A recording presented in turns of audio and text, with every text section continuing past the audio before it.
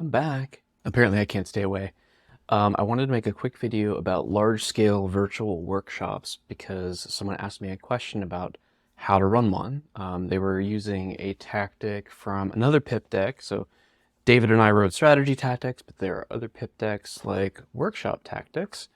And in particular, they were asking about skills market. And skills market is I think a pretty simple one. Let me see here. So here it is. And the idea of the skills market is that you have every person in the workshop fill out a little kind of workspace that describes their stall in the skills market. And it's pretty simple. There are like three things that, skills they currently have that allow them to do their job, skills that are hidden that people might not know about, and then skills they want to learn. So they fill out each of those three things and then rotate and share and learn about each other's skills. So the question was, how do you run that in a virtual space at a large scale?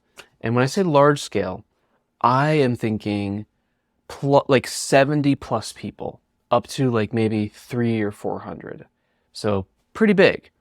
I have run Miro workshops in 70s, 80-ish people. I've run workshops using Google Slides with 300, 400 people. So you can do this kind of stuff. It just takes a little bit of preparation. And I just wanted to share a couple of the basics that I answered when I responded to this question. So the first thing is you actually need to make sure that you provide each person clear instructions, obviously, about where they need to be and what they need to be doing. And the way that I like to solve this problem is by building canvases for people. So little workspaces where it's super clear, step 1, step 2, step 3. And I custom build them for like almost every workshop that I do just because it's so easy to do. I will actually include a link to another video I made up here that is about how to make canvases in Miro, but the same kind of principles apply. You can just make them in Google Slides or something like that and then have people collaborate in a Google Slides document. Again, I double checked on the documentation, but pretty sure in Google Slides you can have up to 100 people in a document, and so you can have a workspace for each person, one per slide, and then like there's some tricks here to that. But so anyway, I'm getting ahead of myself. So one important thing is that you need to be able to make it easy for them to find their spot, and that can be done a couple different ways. I like to embed the instructions inside each workspace so they don't have to keep like looking back and forth, trying to figure out what they're supposed to do.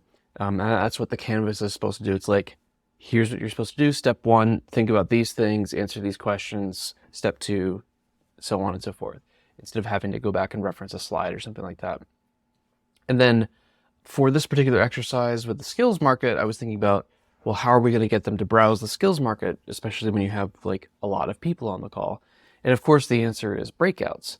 And breakout rooms are super great because you can put people together in little pairs and say, hey, why don't you read my workspace and I'll read your workspace, and then we'll discuss together.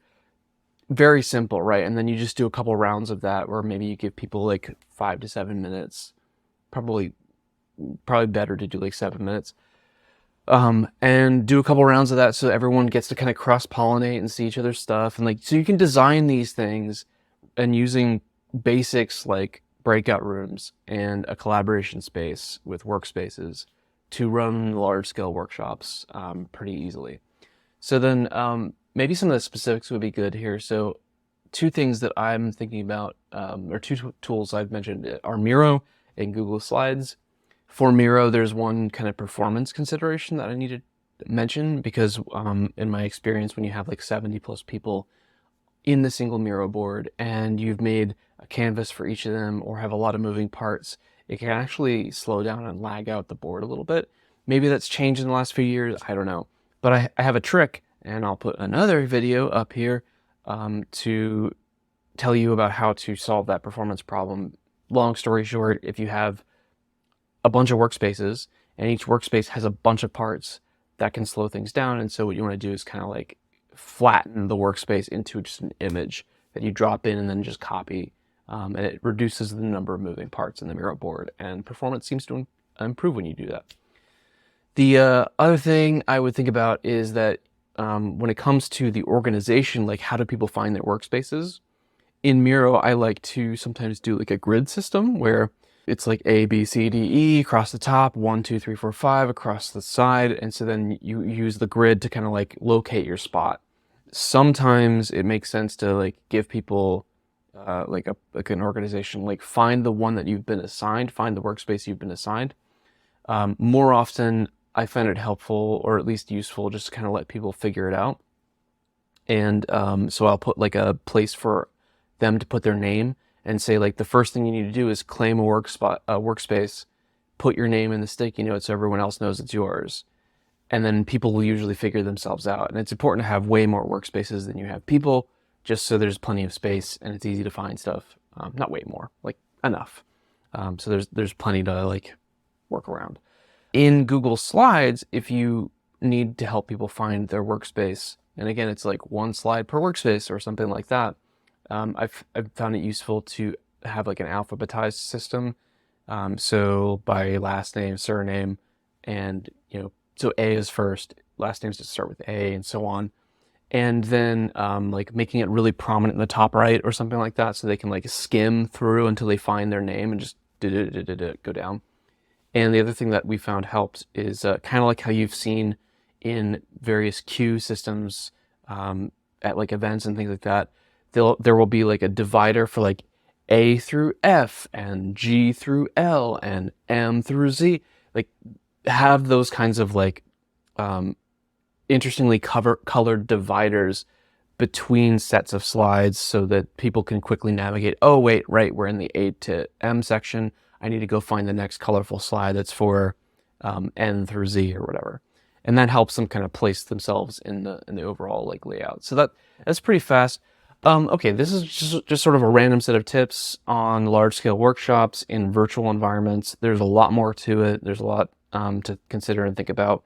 I've done that a bunch. And if there are things you would like me to make more content around, like how to do it, what kinds of things to consider, send me those questions. Like throw them in the comments section or email me, ben@hiredthought.com. You know the deal. Okay, that's all for now. I would love to make more content around this because I realize that I've done these things and I think they're simple and easy. And you might be asking, for example, like how would you run a Google Slides workshop with 300 or 400 people if only 100 people could be in a document? The answer is sharding, SHARD. Like you have multiple documents and you segment people into different documents. There are ways to handle each of these issues, and I'd love to share them. So send me your questions if this is an interesting topic, and I will make further content about it.